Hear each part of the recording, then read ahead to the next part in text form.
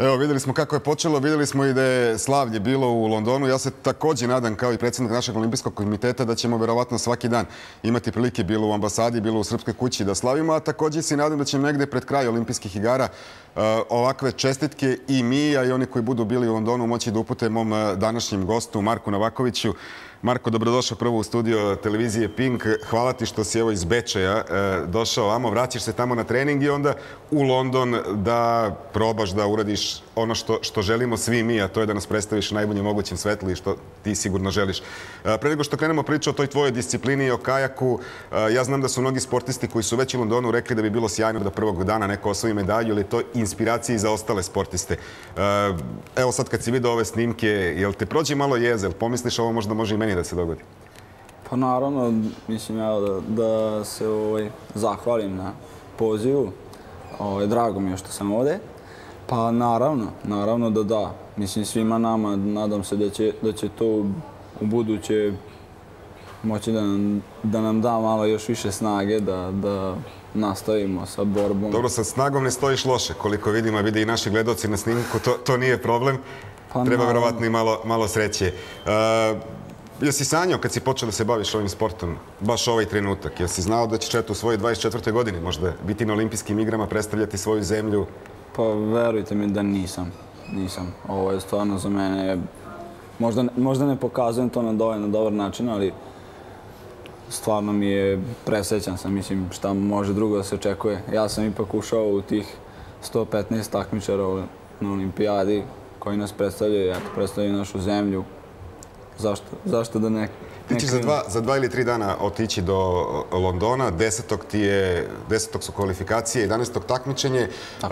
Pretpostavljam da sanjaš da te vidimo recimo na nekoj terasi ovdje u Beogradu, na nekoj terasi u Bečeju, ali naše pobjede se slave u Londonu, evo naših ljudi koji su u stvari bili na Trafalgar Square-u i da vidimo kako u stvari izgleda ta atmosfera. Ovo su uglavnom naši ljudi koji ili žive u Londonu ili u inostranstvu, kako su proslavili Zlatićevu medalju. Očekujemo dosta medalja, očekujemo 100. medalju, očekujemo Nađu Higl da bude medalja, Novak Đoković i očekujemo da upoznamo Milovana koji je došao peške iz Londona. Hello! Hey, come here! No, this is Serbia. How many medals are you going to get? Serbia. Yeah, how many medals?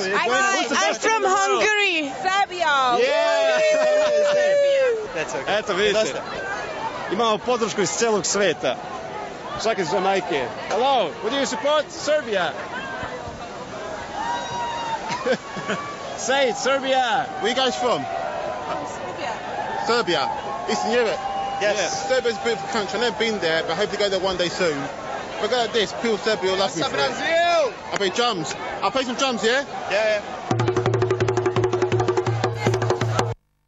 Olimpijske igre zaista je jedan veliki festival sporta, ali i radosti. Rekao sam već, ti za 2-3 dana krećeš u London. Jedan si od onih koji su poslednji saznali da će biti učesnici, bar od naših sportista, igara u Londonu. Bilo je to tokom juna meseca, 2-3 dana pred početak Evropskog prvenstva u Zagrebu. Do tog trenutka ja mislim da čak i među sportskim novinarima bilo je možda, ajde da kažem, da preteram, 10% sportskih novinara koji su znali tvoje ime i prezime, a onda 2 dana iza tog poziva, kada si postao član olimpijske reprezentacije, postao si i evropski šampion. Ja bih zamolio samo kolege iz režije da nas sada puste deliće sa te trke u Zagrebu. Znači, ti si aktualni svetski prvak u disciplini koja je, ako tako mogu da kažem, 100 metara u atletici, je li tako? To je to, nema brže. Od prilike, da, tako nekako. Ti si naš Usain Bolt onda. Na vodi. Na vodi. Neverovatna trka, vidjet će to posle i na kraju. Bukvalno su odlučili onako delići sekunde. Kako si eksplodirao baš u Zagrebu? Mislim da te ni režiser ovdje nije očekivao kao nekoga ko će pobediti. Vidi se to slika stazu 4, 5 i tako dalje.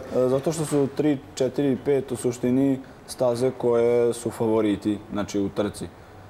Ja sam eto dobio 8. jer sam tako u polufinalnoj trci izveslao i meni to u suštini ništa nije značilo.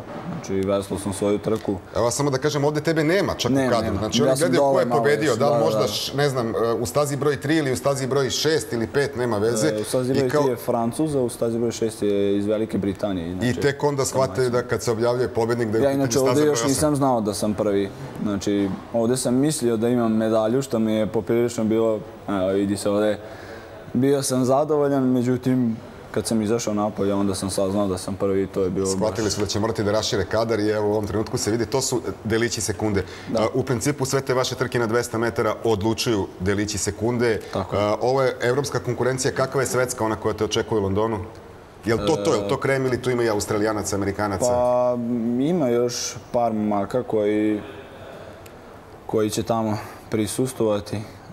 Mislim da izostavljamo odavde, znači obično Novi Zeland, Australija. Nemačka je dobra, Ekvador, isto se, mislim, očekuje se od prošlih rezultata. Španci su isto okej, tako da... Realno, tvoje očekivanja? Realno?